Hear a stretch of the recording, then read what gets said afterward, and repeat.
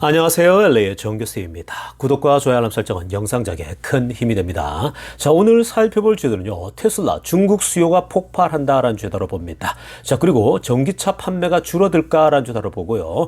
그리고 폭스바겐의 위기, 독일 공장 문 닫는다라는 소식 살펴보고요. 그 외 테슬라 소식과 미국의 매크로 상황 두루두루 살펴볼 시간 갖도록 합니다. 자, 여러분, 오늘 여기 미국은요, 노동절입니다. The Labor Day라서, 자, Labor Day, 노동자를 위한 날이잖아요. 그래서 오늘은 뭐, 전반적으로 가게가 문 닫고, 특히 주식시장이 이제 문을 닫습니다. 자, 보통 미국의 주식시장이 문을 닫을 때, 요즘 같은 때는 좀 괜찮아요. 왜냐면 요즘은 횡보하는 시장이잖아요. 근데 이 상승장 분위기 있죠. 그때가 2020년도와 21년도 기억이 납니다. 자, 테슬라 주가가 눈 뜨면 막 상승하고 미친 듯이 오르는 그때였거든요. 자, 금리도 그때 제로금리였고 거의 뭐 완전 좋았죠. 그러다 보니까 주가가 미친 상승을 하는 그때였는데, 그때는요, 노동절 같은 날 때 주식시장이 문을 닫잖아요. 여러분들이 막 짜증내고 그러셨잖아요. 막 손이 벌벌 떨립니다. 마치 중독 증세가 나타나서 하루라도 주식시장을 보지 않으면 입에 가시가 돋듯이 막 중독 증세가 납니다. 그래서 막 손이 벌벌 떨린다고 하는 사람도 있었거든요. 자, 근데 지금 같은 시장은 아무래도 이제 매크로 상황적이 있다 보니까 아무래도 이제 이 시장이 그렇게 막 흥분되는 장은 아니거든요. 일단 지금 현재는 전반적으로 횡보하다 보니까 뭐 하루 정도 쉬어가는 것도 나쁘지 않은 겁니다. 자, 그래서 오늘은요, 제가 이번에 그 한 달간 제 딸과 여행하면서 많은 책을 좀 읽었거든요. 자, 그 책들을 읽었던 것 중에 여러분들께 소개해드린다 그랬죠. 제가 이제 정리가 되는 대로 이제 멤버십에는 꾸준하게 올려드리려고 합니다. 그래서 오늘은 여러분들에게 노동절이고 하니까 주식시장도 문 안 여니까 또 읽었던 책 중에 요 내용 함께 좀 나누려고 합니다. 자, 여러분, 지금 이 Chapter 1 이 책인데요. 타이틀 한번 보시면요. Lesson 1 The Rich Don't Work for Money라고 합니다. 부자는 돈을 위해서 일하지 않는다. 자, 이 타이틀만 보면 언뜻 이해가 잘 되지 않습니다. 부자가 돈을 위해서 일하지 않는다고? 부자가 돈을 벌려면 또 이 돈을 위해서 일을 해야 되는데 라고 생각될 수 있겠죠. 자, 그리고 아래쪽에 노란색으로 하이라이트한 거 보시기 바랍니다. 이걸 보면 더 명쾌해집니다. 도대체 저게 무슨 의미인지. The poor and the middle class work for money. 자, 이 가난한 사람과 중산층은 돈을 위해서 일을 한다라고 합니다. 근데 the rich have money work for them.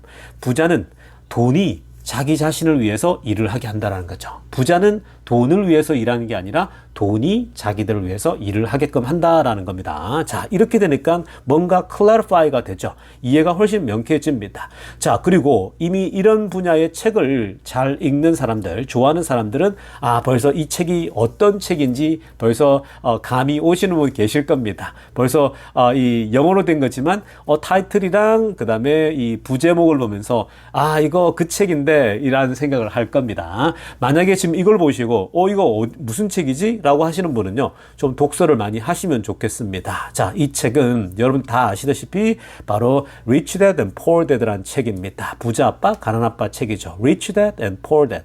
아주 옛날에 제가 아주 재밌게 읽었던 책인데 이번 여행 중에 다시 한 번 더 제가 좀 읽어봤거든요. 그러니까 다시 이제 읽어보면서 다시 한 번 제가 좀 놓치고 있었던 부분, 또 이렇게 깜빡하고 있는 부분들이 있지 않습니까? 그리고 이제 두 번, 세 번 읽다 보면요, 좋은 책은 내가 그동안 처음 읽을 때 못 봤던 부분이 보입니다. 여러분들 영화 같은 거 한번 보세요. 제가 이제 감동적이게 최근에 봤던 영화 중에 하나가 신들러 리스트라는 영화거든요. 신들러 리스트 제가 옛날에 봤어요. 근데 혹시나 제가 또 이제 다시 보다 보니까요, 놓치고 있던 부분들까지 보이더라고요. 그때 못 봤던 것들이 보여지더라고요. 자, 그런 것처럼 이 책도요, 좋은 책, 아주 좋은 책들은요, 두 번, 세 번 읽어도요, 훨씬 그게 옛날보다 더 진한 감동과 메시지가 옵니다. 자, 어찌됐건 이 책에서 우리 노란색으로 하이라이트한 거 보게 되면 The poor and the middle class work for money. 중산층과 가난한 사람들은 돈을 위해서 일한다. 자, 여러분, 이게 무슨 말이겠습니까? 이런 비유를 한번 들어드리고 싶습니다. 제가 주변에 이 직장을 다니는 분들이 계세요. 열심히 일 다니는 분이 계신데 평소에 이제 아는 지인들인데 이분들이 그 직장이 좋아서 다니는 게 아니어서 늘 가기 싫다라는 얘기를 늘 항상 했던 사람들이거든요. 근데 이제 이분들이 비가 오고 막 그때 LA에 겨울에 막 폭우가 쏟아지는데 이제 뭐 크리스마스 시즌도 다가오는데 막 폭우가 쏟아지고 날씨가 너무 안 좋았어요. 그럼에도 불구하고 아침에 일찍 또 나가더라고요, 직장에. 그런데 어느 날 되게 이제 몸이 아프다고 들었거든요. 근데 아프다는데 몸이 아픈데도 회사를 또 갈 수밖에 없는 상황이어가지고, 물론 여기서 이제 뭐 이 아픈 거 신청해서 병가 신청해서 안 갈 수도 있는데 어쩔 수 없이 이제 어떤 업무 상황 때문에 갈 수밖에 없는 그런 상황이었습니다. 몸이 너무 아픈데 웬만하면 그냥 쉬는 게 좋은데 나가더라고요. 자, 여러분, 그게 바로 가난한 사람과 미러클 중산층이 work for money, 돈을 위해서 일한다라는 거예요. 여러분, 대부분의 그냥 돈이 완전 이제 경제 독립을 한 사람을 빼고는요, 보통 가난한 사람과 중산층들은요, 회사 다니고 일 다니는 게 뭐예요? 돈 때문에 가는 거예요. 그분들에게 회사 왜 다니냐 그러면 뭐 자아실현이다 뭐 이런 얘기를 하잖아요. 근데 사실 그런 사람 별로 없어요. 대부분이 왜 직장을 가느냐? They go to work for money. 돈 때문에 가는 거예요. 그게 월급이 없으면요, 한 달을 살아갈 수가 없지 않습니까? 그리고 몰기지도 낼 수가 없어요. 그러니까 자기가 정말 좋아하는 일이면 상관없는데 대부분의 사람들이요, 가난한 사람과 중산층이 전부 다 자기가 그렇게 좋아하진 않지만 돈 때문에 일 가는 게 현실입니다. 아마 여러분들 자신에게도 물어보세요. 아마 여러분들 중에 99%? 뭐 너무 많나요? 한 95%는 내가 좋아서 하는 일이 아닐 거예요. 대부분이 이 일을 하는 이유가 돈을 벌어야 되기 때문에, 먹고 살아야 되기 때문에 일을 할 겁니다. 그래서 그 지점을 정직하게 우리가 그 질문에 페이스를 해야 됩니다. 보통 이런 질문을 회피하거든요. 뭐 또 거짓말을 한다거나. 그러나 정말 냉철하게 현실적으로 바라보면요, 대부분의 사람들이 왜 일을 하냐? 다 돈 때문에 일을 합니다. 그리고 그 자체가 나쁘고 우리가 판단할 필요가 없어요. 나쁜 게 아니거든요. 그러니까 그거가 현실이라는 걸 먼저 인식할 필요가 있습니다. 그러니까 대부분의 사람들은 돈 때문에 일을 한다. 근데 그것도 어때요? 은퇴할 때까지 일을 합니다. 은퇴할 때까지. 그리고 60살에 은퇴하거나 65세에 은퇴하거나 연금 받을 때까지 65세까지 일하죠. 근데 좀 어떤 사람들은요, 평소에 준비가 안 된 사람들은 65세 은퇴하고서도 계속 일을 해야 되죠. 그러니까 나이 들어서도, 노인이 되어서도 또 일을 해야 되는 경우가 나타납니다. 자, 그거 정말 불행한 거죠. 옛날에 제가 한국 한번 들었을 때요, 저희 이제 장모님하고 제가 시장을 한번 방문했는데, 그 차를 타고 가는데요, 옆에 비가 막 추절추절 내리고 있는데, 이 어떤 가게 앞에 어떤 노인 할머니가, 그 어떤 양품 있죠? 뭐 이렇게, 여러 가지 어떤 컨테이너를 두고 나서 거기에다가 나무를 막 팔고 있는 거예요. 근데 이제 비가 너무 내리고 하는데 집에서 이제 막 이 가져온 나무를 막 파는데, 여러 종류 나무를 파는데, 그거 얼마 되지도 않는 거거든요. 근데, 저희 이제 장모님이 이제 지나가면서 그런 얘기 하시더라고요. 젊었을 때 돈을 왜 안 모아놔서 저렇게 나이 들어서 저렇게 지금 비가 오는데 시장에 나와서 그것도 길바닥에 자판처럼 깔아놓고 비즈니스를 할까, 장사를 할까, 이 얘기를 하더라고요. 근데 뭐 오해할 필요 없고요. 미안한 얘기일 수 있는 건데 그 당사자에겐, 그러니까 우리가 정말 냉철하게 현실적으로 보면 나이 들어서까지 그렇게 또 나와 시장에 내몰려서 일을 한다라고 하는 건요, 되게 서글픈 겁니다. 냉철하게 보셔야겠죠. 그래서 가능하면 돈 때문에 일하지 않고 내가 그렇게 살아간다면 훨씬 좋은 거거든요. 근데 현실은 그렇지가 않다라는 거예요. 대부분의 사람들이 돈 때문에 일을 하고 있다라는 거고요. 그런데 부자는 뭐냐? 부자는 rich have more money work for them이라고 합니다. 그러니까 부자들은요, 이 돈이 결국은 자신들을 위하게 한다는 거예요. 그러니까 젊었을 때 열심히 똑같이 이제 가난한 사람, 중산층 다 같이 열심히 일을 해요. 돈을 벌어요. 그래서 잘 세이브해요. 모아서 결국 투자를 하겠죠. 부자들은 결국은 이 돈을 투자를 계속 하다 보니까 어릴 때부터 계속 투자를 합니다. 자산을 사 모으겠죠. 그러면 뭐예요? 결국 내가 육체로 노동을 하지만 돈이 또 따로 나를 위해서 일을 하고 있는 거죠. 그러니까 자산이 일을 하게끔 해야 된다라는 거예요. 우리가 육체 노동만이 아니라 소위 말해서 이 자본이 일을 하게끔 하는 그런 구조, 시스템을 만들어야 되는 거예요. 바로 그 얘기를 하고 있는 겁니다. 근데 이런 이해가 사실은 일반 사람들에게 잘 모르죠.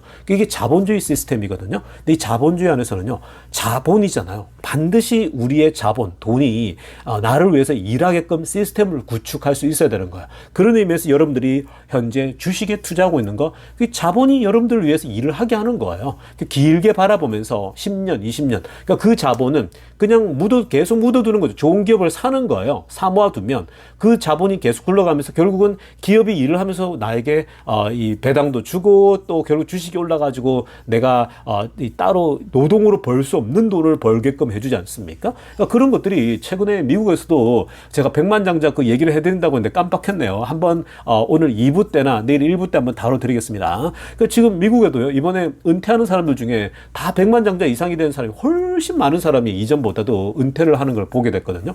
그러니까 그게 바로 다 그 사람들이 주식에 들어가 있었기 때문에 그래요. 401k 이런데요. 그러니까 여러분들도 항상 이걸 명심하셔야 돼요. 지금 40대다, 30대다, 뭐 50대다 상관없습니다. 요즘 뭐 100세 시대에 가능하면 여러분들이 이제 육체 노동으로만 하는 것이 아니라 자본이 일하게끔 하고, 그게 시간이 지나면 지날수록 결국은 이제 나중에는 일을 할 필요 없는 때가 오겠죠. 말 그대로 부자는 이제 정말 내가 육체 노동 할 필요 없이 자본이 돈을 벌어오는 구조가 됩니다. 그래 되면 여러분도 어때요?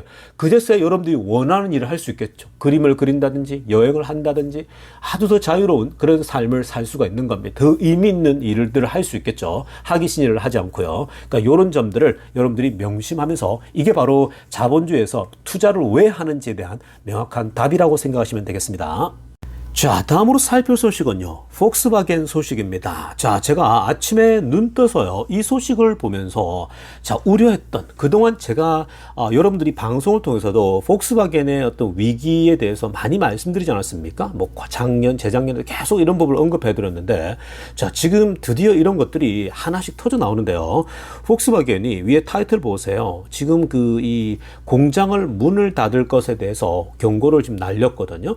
그러니까 이게 지금 공장 문을 닫는다라는 거, 뭐 닫을 수 있지라고 생각할 수 있는데, 문제는 뭐냐면요, 자신들의 안방이라는 거예요. Germany. 폭스바겐이 독일 회사잖아요. 본인의 홈그라운드에서 문을 닫아야 된다라는 거예요. 그러니까 공장을 클로즈할 정도다. 자, 이게 지금 본인의 홈그라운드에서 공장을 문 닫을 정도면요, 이거는 굉장히 어렵겠죠. 그러니까 뭐라고 하냐면 extremely tense situation이라고 합니다. 그러니까 지금 상황 자체가 굉장히 안 좋다라는 거죠. 그러니까 굉장히 지금 어려운 그런 상황이라고 합니다. 자, 그래서 이 핑크빛으로 하려는 거 보게 되면요, 이 폭스바겐 자체가 월요일날 이 발표한 거 보면은 사실 지금 뭐 미국만 노동절이지 유럽은 노동절이 아니잖아요.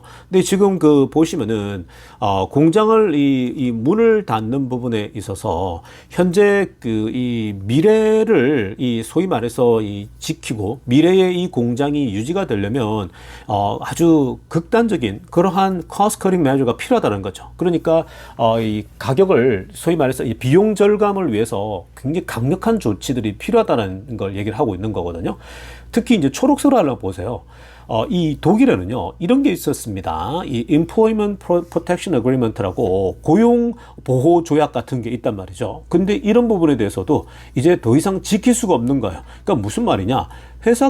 지금 회사가 망할 것 같은데 뭐 이런 걸 다 지킬 그 상황, 이런 것들 지키려면요, 사실은 뭔가가 회사가 그래도 좀 돌아가고 해야 이런 걸 지키거든요. 최대한 보호해줘야 된다. 뭐 직장 노동자를 보호해 이래야 되는데, 아니 회사가 망할 지경인데 무슨 직장 노동자를 보호할 그 상황이 아니잖아요. 일단 회사가 살아야지 노동자를 고용할 수 있는 게 우선순위지 않습니까? 자, 그런 맥락에서 지금 굉장히 어려운 경영인데, 근데 지금 아래쪽에 노란색으로 보세요. 하려면 the situation extremely tense, 그리고 뭐라고 하냐면 cannot be resolved through simple cost cutting measures라고 합니다. 자, 그러니까 지금 회사가 정말 위기인데 이 단순하게 우리가 비용 절감을 하기 위해서 사람 몇몇 자르고 뭐 어떤 비용을 줄이고 이런 수준으로 해결이 안 되는 상황이라는 거예요. 그러니까 지금 뭐 적당하게 비용 절감을 해서는 이거는 살아날 수가 없는 거고, 그냥 아예 공장을 폐쇄시켜야 그래야 오히려 지금 현재 버틸 수 있다. 이렇게까지 지금 얘기가 나오는 겁니다. 여러분, 지금 이런 얘기가 원래 이런 조짐들이 지금 이제 나타나는 거고요. 이 현상들이. 이전에 이미 1년 전, 2년 전에 제가 그 왜 남아프리카, 이 남아프리카가 아니고 이 남아메리카 있죠? 이 소위 그 미국의 우리 북미 지역이 있고 남미 지역이 있잖아요. 남미 지역도 그렇고 특히 이제 중국 지역. 그러니까 계속해서 이 폭스바겐이 자기 자리를 계속 잃어가고 있는 겁니다. 전기차 시대로 바뀌고 있는데 사실 처음에는 2년 전, 3년 전만 하더라도 폭스바겐이 전기차로 전환시키기 위해서 어마어마하게 애를 썼죠. 그래서 테슬라가 2020년도와 21년도에 미친 상승을 할 때에 폭스바겐이 뭐라고 했냐면 우리가 넘버 2라고 얘기했어요. 전기차에서 전 세계에서 우리가 이제 2등이다.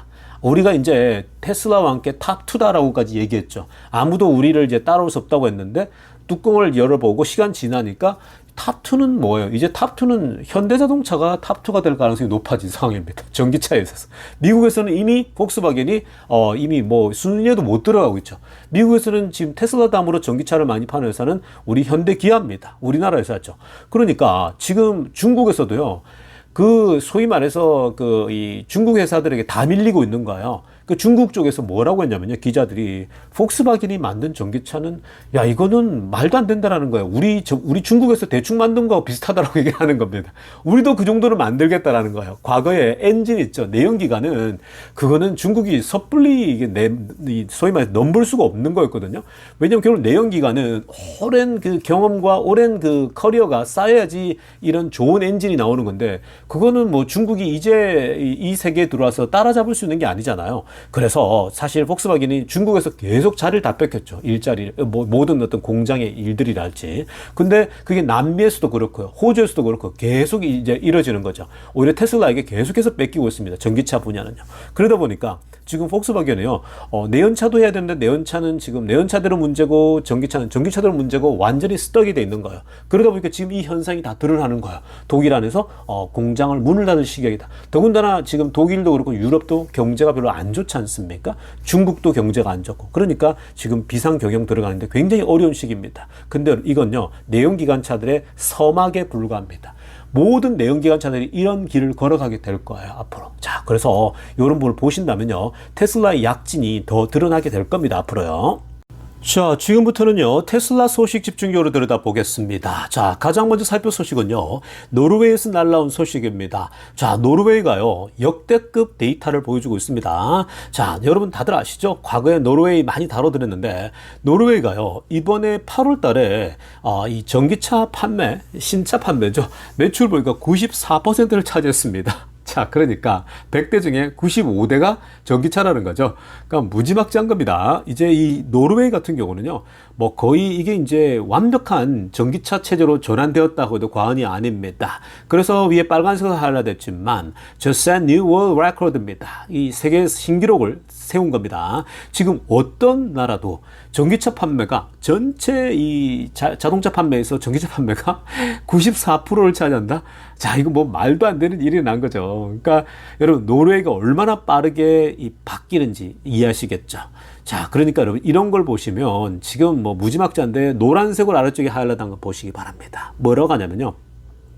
이 트렌드가 계속된다면 will soon achieve the target of having 100% zero emissions fleet in 2025라고 합니다. 자, 그러니까 이 분위기, 이 흐름이 지속되면은 결국 우리가 2025년도가 되면 100% 전기차 제로 이미션으로 바뀌게 된다라고 얘기를 하고 있습니다. 자, 여러분 100% 이게 가능할까요? 정말 이제 그 뒤에 내연 소위 말해서 오염원을 배출하는 매연을 배출하는 그게 아니라 완벽하게 전기차로 이제 바뀐다라는 얘기거든요. 야, 이거 정말 뭐 놀라운 일이죠. 이런 게 전 세계에 벌써 일어나고 있다라는 거예요. 여러분들은 내 나라만 보고 있고 우리나라만 보고 있고 미국만 보고 있으면요. 어느 세월에 이렇게 될까지만 바뀐다라는 거예요. 이렇게. 자, 이렇게 또 이 데이터를 보여주면 이런 사람들이 꼭 있더라고요. 노르웨이는 작은 나라잖아요. 뭐 이런 얘기를 하는 분이 계세요. 노르웨이는 코딱지만한 나라니까 빨리 이렇게 바뀌었겠죠? 라고 합니다. 자, 그렇게 생각하는 사람들은요. 자, 이게 지금 작은 나라지만 결국은 여러분 이게 큰 나라도 다 같은 나라고요. 노르웨이가 작은 나라기 때문에 이렇게 빨리 변한다? 그거는 여러분 논리 자체가 맞지가 않아요. 어떤 세상이든 반대자가 있고 어떤 나라건 여러분 아무리 작다고 해서 그렇게 쉽게 변하는 게 아니에요. 여러분 우리나라도 다른 나라에 비하면 작은 나라예요. 근데 그 전기차로 변했나요? 아니잖아요. 우리나라도 여전히 내연차가 더 많지 않습니까? 노르웨이가 한 600만 명 정도, 600만 명 되잖아요. 그거보다 더 작은 나라 뭐 가보세요. 섬나라, 괌이나 이런 데 한번 가보세요. 전기차로 다 바뀌었습니까? 그렇지 않아요. 작은 나라기 때문에 전기차로 다 바뀔 것 같으면 온 지금 이 작은 나라들이 얼마나 많은데 싱가포르도 있고 다 많지 않습니까? 벌써 바뀌어야죠. 홍콩도 있고 다 바뀌어야죠. 근데 그렇게 안 바뀌잖아요. 그러니까 여러분 이거는 결국은 이따가 들여다보겠지만 정책적인 흐름, 국가의 정책과 모든 게 맞물려 돌아갈 때 그렇게 바뀌는 겁니다. 자, 그런데 여기서 중요한 건 뭐예요? 테슬라가 얼마를 찾았냐가 중요하잖아요. 모델 Y 빨간색으로 위에 하이라이트한 거 보면요. 18.8% 정도 이상 나왔고요. 모델 3에 대해서는 언급하지 않고 있는데, 자, 그래서 자료를 좀 가져왔습니다. 자, 아래쪽 자료는요, 전체 자료가 없어서 이번 올해 4월달 자료예요. 그러니까 지난 1분기 마치고 조사한 거예요. 그러니까 이번에 조사가 이제 나올 겁니다. 구체적으로. 자, 보시면요, 이게 조금 차이가 있지만 분기마다 거의 비슷하다고 보면 돼요.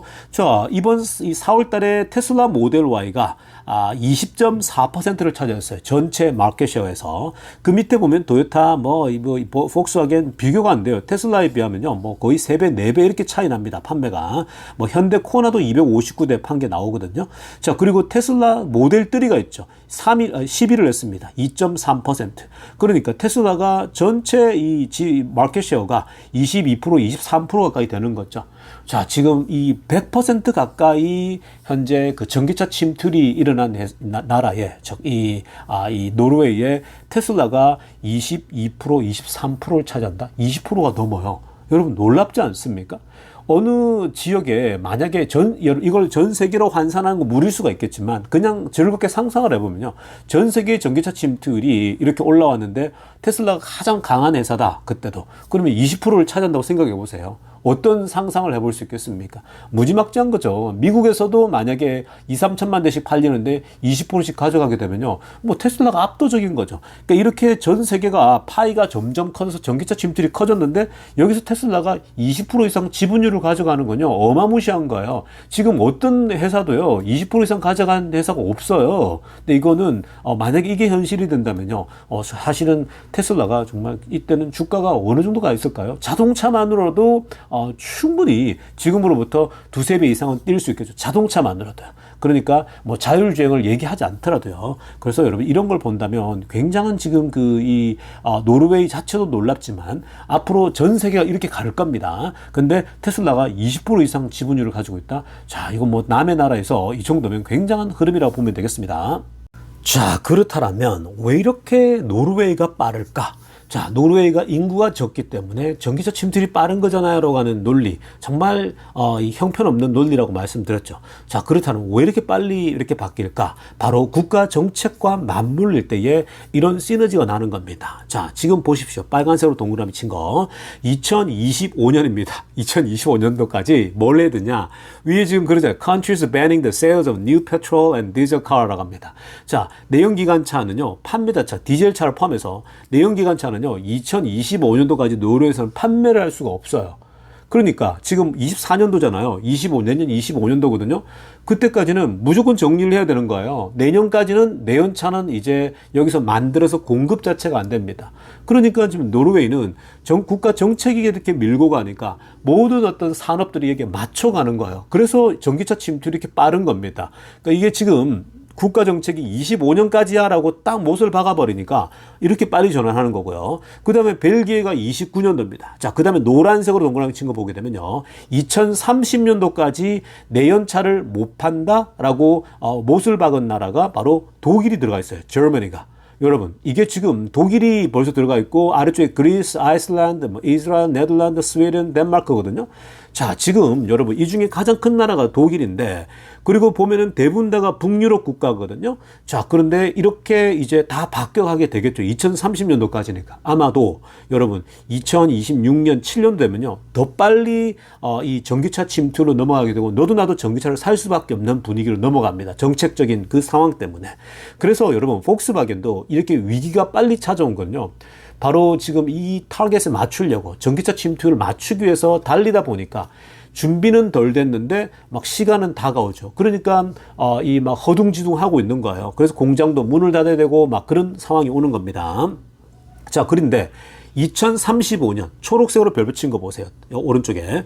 여기에 메이저 나라들이 다 들어가 있습니다. 우리나라도 들어가 있고요. 캐나다, 칠레, 차이나. 자, 중국이 들어가 있거든요. 2035년에.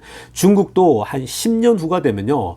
이제는 무조건 전기차만 팔아야 돼요. 어떤 세상이 오는지 아시겠죠? 이탈리아, 자, 웬만한 G7 뭐 일본도 보십시오. 2035년까지 우리나라도 마찬가지고요. 포르투갈 그리고 영국, 미국까지 다 들어갑니다. 자, 2035년도가 되면 세계 이 전기차 판매 3대 권역이 있죠. 미국, 북미 지역입니다. 그리고 유럽은 뭐 거의 30년도에 끝내야 되는 거예요. 그리고 중국까지. 그러니까 2035년도까지면요. 미국, 중국, 그리고 현재 유럽까지 다 끝난다고 보면 돼요. 그러니까 이때 10년 동안에 이 판결이 다 나는 거예요. 결판이. 그러니까 여러분 지금 테슬라는요. 지금 전기차에서는 굉장히 유리한 입지에 있기 때문에 결국은 테슬라가 얼마를 가져가느냐. 노르웨이처럼 20% 이상 가져가기만 하면요. 그거 자체가 굉장히 주가 상승에 큰 기폭제가 됩니다. 그러니까 지금 현재 이런 흐름세를 봤을 때 여러분 전기차 뭐 사고가 나고 불이 나서 전기차 시대가 안 와요 이런 소리 하면 안 돼요. 국가 정책이 밀고 가게 되면요 다 거기에 맞춰서 움직이게 됩니다. 노르웨이가 뭐 전기차에 불이 안 나는 적이 있겠습니까? 근데 그럼에도 불구하고 가지 않습니까? 지금 거의 100% 가까이 오고 있잖아요. 그러니까 그런 것들을 보신다면 무조건 그쪽으로 다 갈 수밖에 없는 그런 트렌드에 있다라고 보시면 되겠습니다. 자, 이어서 살펴볼 소식은요. 테슬라 중국의 매출이 굉장히 좋습니다. 자, 이번 8월달 데이터도 최종 나왔는데요. 이제 여기 미국이 이제 9월 2일로 넘어가지 않습니까? 노동절이라 데이터가 어저께 그리고 오늘 뭐 미리미리 좀 나오는 것들이 있는데 중국 데이터를 보니까 지금 이제 굉장히 좋은 뭐 거의 역대급 수준으로 가고 있거든요. 자, 우리 자세한 데이터 내용 한번 보겠습니다. 자, 여러분 이 데이터를 좀 보시면요. 자, 테슬라 기가 상하이에서 전체 판매가 중국과 이제 수출까지 다 포함해서요. 8월 달만 놓고 봤을 때 무려 86,697대의 모델 Y와 모델 3를 팔았습니다. 자, 지금 오른쪽 끝에 보시면요. 자, 지금 초록색이 있죠? 이게 그리고 노란색이 있는데 초록색은 뭐냐면은 이 초록색은요. first month 매 쿼터에 여러분 우리가 1월달, 2월달, 3월달 이게 first quarter죠. 그리고 4, 5, 6 그리고 7, 8, 9가 있는데 지금 3분기 돌입했잖아요. 7, 8, 9인데 지금 3분기의 마지막 세 번째 이제 이번에 들어온 거죠. 자, 그런데 7월달이 바로 초록색이고요. 그리고 8월달이 노란색입니다. 자, 이제 그 위에 빨간색이 올라가겠죠. 이번 9월달 판매가. 자, 그렇다면 보시면요. 지금 이번에 그 데이터가 2022년도 4분기 그때를 제외하고서는요. 가장 많이 현재 올라왔습니다. 그러니까 지금 역대급 중에 두 번째로 높은 거죠. 자, 보시면요. 지금 그 2022년도 이 4분기 이 보이시죠? 4분기가 현재 이 보시면요. 여기 그 아래쪽에 보이시죠? 가운데에 여기 이제 노란색 파트가 제가 이제 화살표로도 이렇게 표시를 하지 않았습니까? 초록색으로. 그러니까 요 지금 데이터인데 요걸 제외하면요. 현재 그 이번 달 8월 달 데이터 굉장히 좋습니다.